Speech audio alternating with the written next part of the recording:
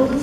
Eu começo agradecendo o convite que me foi feito pela OAB, pela Subseção de Santana. Agradeço a doutora Cláudia Nakano também, a quem eu parabenizo pela iniciativa.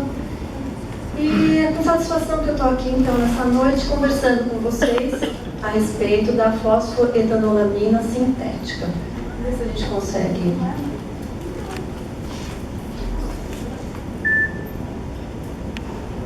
Eu acho que isso. Bem, o assunto, como a doutora Cláudia disse, é polêmico, né?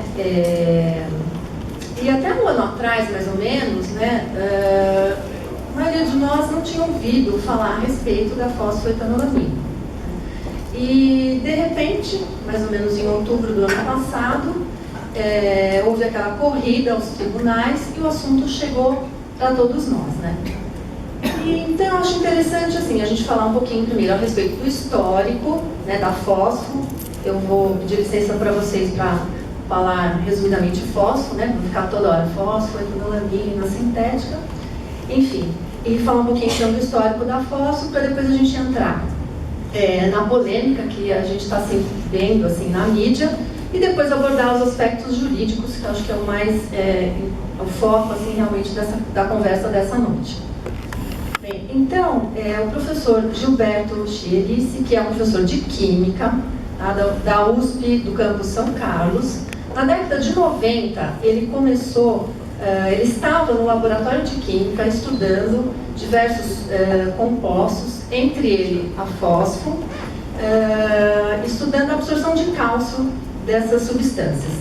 E chamou a atenção dele a fosfoetanolamina, que a literatura da época já descrevia como uma substância que tinha um poder antitumoral em animais.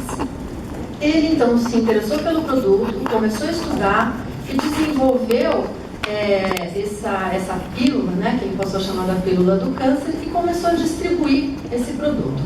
Ele distribuiu gratuitamente por mais de 20 anos, né, a fósforo. E ele atesta que por mês eram distribuídas 40 mil pílulas e que ele atendia cerca de 700 pessoas por dia. E o que aconteceu? Então, ele se aposentou em outubro de 2015, a USP baixou então uma portaria dizendo que era cessada a distribuição e a produção da fósforo. Então, houve uma correria, né, daquelas pessoas que já estavam recebendo o produto, queriam continuar com o seu tratamento, correram para o judiciário, e foi aí então que essa questão ganhou destaque nos noticiários, né, e a mídia começou a divulgar tudo aí relacionado então com a fósforo.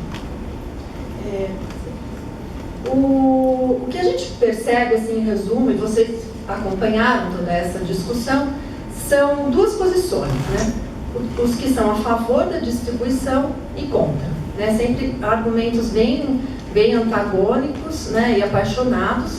E aí então eu achei interessante assim, a gente extrair dessa discussão que houve, que há ainda na mídia, alguns pontos que são importantes para chegar então depois na abordagem jurídica do tema, tá? Então, eu vou chamar de comunidade científica, vamos colocar os dois lados da moeda, tá? E o professor Gilberto, ou todos aqueles que são a favor da fósforo, e do outro lado, os que são contra a distribuição neste momento, tá? Bom, em relação a estudos científicos, né? A comunidade científica diz que não existe, não foram realizados estudos científicos em seres humanos, né? Então, a gente não sabe qual seria a segurança e eficácia desse produto. Segurança, ele faz bem, né? Ele não faz mal, aliás, e eficácia, será que ele realmente atinge os objetivos a que se propõe, realmente cura o câncer. O professor Gilberto atesta que de 95 a 2000 houve sim pesquisa com seres humanos realizada no Hospital Amaral de Carvalho de Jaú, e que, por motivos que ele desconhece, a pesquisa não foi publicada. Por outro lado, ele mesmo tem 6 trabalhos científicos feitos em laboratório com animais de pequeno porte, publicados e que demonstram a eficiência da fósforo. Já estudos mais recentes, né? Um estudo, por exemplo, que é citado aí na imprensa, feito pelo Ministério da Ciência e Tecnologia, que testou o produto em ratos, camundongos, verificou que ele não tem esse poder, né, de fazer o câncer, os tumores diminuir. Tá?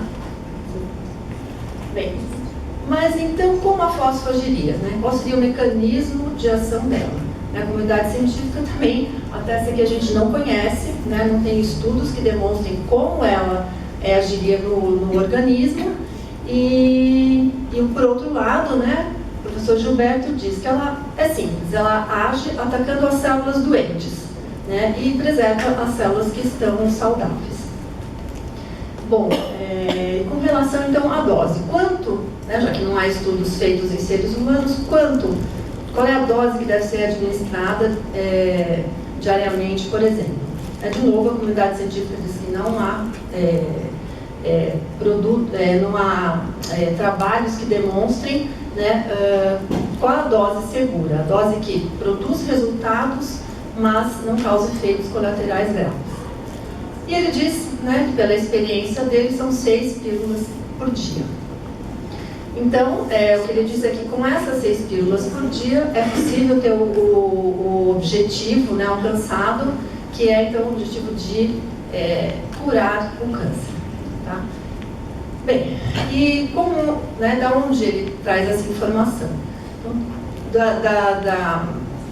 do fornecimento, então, foi feito por mais de 20 anos e de inúmeras pessoas, né, que utilizaram a substância e trazem os seus relatos, né, contam da cura. Tá? Para a comunidade científica, por outro lado, para que se possa falar em eficácia no medicamento, de uma substância, é necessário que se faça uma pesquisa clínica. Há uma pesquisa clínica em humanos. Uma pesquisa controlada, desenvolvida em fases, né, que já são bem delimitadas, em cada uma das fases, com um objetivo, com um número de pessoas, enfim, para que se possa dizer se um produto é eficaz ou não. E aí eu acho interessante a gente falar um pouquinho das fases da pesquisa clínica, bem rapidamente. Toda pesquisa clínica, então, ela começa, né, você tem uma fase pré-clínica, né, que depois que o produto, então, ele já foi aprovado, digamos assim, em testes de laboratório, a gente vai ter a fase pré-clínica, que é feita em animais, tá? Animais de pequeno porte. Em um produto, digamos assim, se ele obtiver, então, os resultados que estão sendo esperados e conseguir, digamos, passar, né, nesse teste, a gente entra, então, na primeira fase da pesquisa clínica, que normalmente é feita em pacientes sadios ou voluntários ou pacientes estáveis. Nessa primeira fase, o objetivo é verificar a segurança, né, se o produto realmente não vai causar uns efeitos colaterais graves, tentar identificar qual é a dose que deve ser fornecida e como que ele age no organismo, né? Como o organismo se comporta. Tá? E a tolerância também do organismo. Essas 3 itens, digamos assim, esses itens são avaliados nessa primeira fase, eles continuam, né, sendo avaliados durante todo o período de teste do produto. Em ele sendo aprovado, digamos assim, nessa primeira fase, passa então para a segunda fase da pesquisa, onde a gente vai verificar a eficácia. Quer dizer, se ele realmente produz efeito. E aí esse produto que está sendo testado, ele é fornecido às pessoas doentes, já então a população-alvo mesmo, a pacientes que na verdade, tem aquela patologia, aquela doença que o medicamento se propõe a curar, tá? Ou a agir sobre, né? Se ele passar também nessa fase, então, de estudo, passa-se a fase 3, já então com um número maior de pessoas fazendo parte da pesquisa, multicêntrico, né, em que se avalia então também os efeitos do produto já a médio prazo. Tá? Se ele for bem na fase 3, temos então a aprovação, né, desse medicamento, e aqui no caso do Brasil, então, o registro perante a Anvisa, tá? Que isso também foi muito falado, né, pela mídia, foi muito batido, né, então, assim, a fósfora não pode ser distribuída porque ela não tem registro na Anvisa, né? Isso a gente ouviu bastante, né, ouviu bastante. Mas seguindo assim aqui nas fases da pesquisa, depois da aprovação, depois do registro, o produto é considerado um medicamento, pode ser comercializado, pode ser distribuído, e ele continua ainda, né, com uma fase de observação, né, pós-aprovação, para verificar, né, a longo prazo quais os efeitos que ele vai trazer. Bem, pensando então aqui numa linha do tempo, um dos problemas, né, digamos assim, da pesquisa é que ela demora, né, ela demora bastante, então, pelo menos 14, 15 anos, né, uma estimativa média.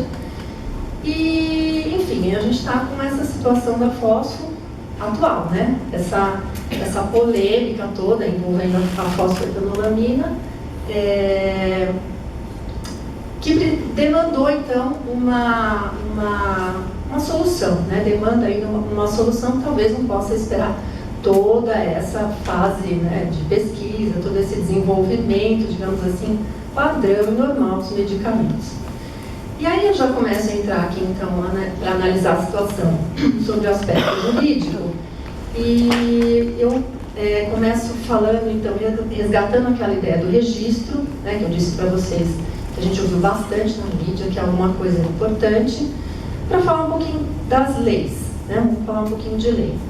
Então, eu gostaria de mencionar aqui a Lei 9.782 de 99, que é a lei que criou a Anvisa, tá? Que é a Agência Nacional de Vigilância Sanitária, e a Anvisa tem como finalidade principal a proteção da saúde da população, desenvolvendo atividades na área de vigilância sanitária, né? E a gente está falando o quê? De vigilância sanitária de medicamentos, tá? Então, nós temos uma lei também, né, que disciplina o registro de medicamentos, que é a Lei 6.370 de 76, que fala que para uma droga, para um medicamento ser registrado, ele precisa se demonstrar seguro e eficaz através de uma comprovação científica, tá? Então, isso é lei. Então, a fosfoetanolamina, a fosfo, ela não está seguindo essas determinações, né, digamos assim, da lei. E aí, o registro, então, ele não é uma mera formalidade, tá? Ele realmente é visto como uma garantia de segurança e eficácia. E a gente está falando do registro, então, como um controle de vigilância sanitária, e estamos falando de saúde pública. Essa é a finalidade, esse é o motivo do registro. E aqui no caso, só abrindo parênteses, a fosfo, ela não é tida como medicamento em nenhum outro lugar. Em nenhum outro lugar do mundo ela passou por pesquisa.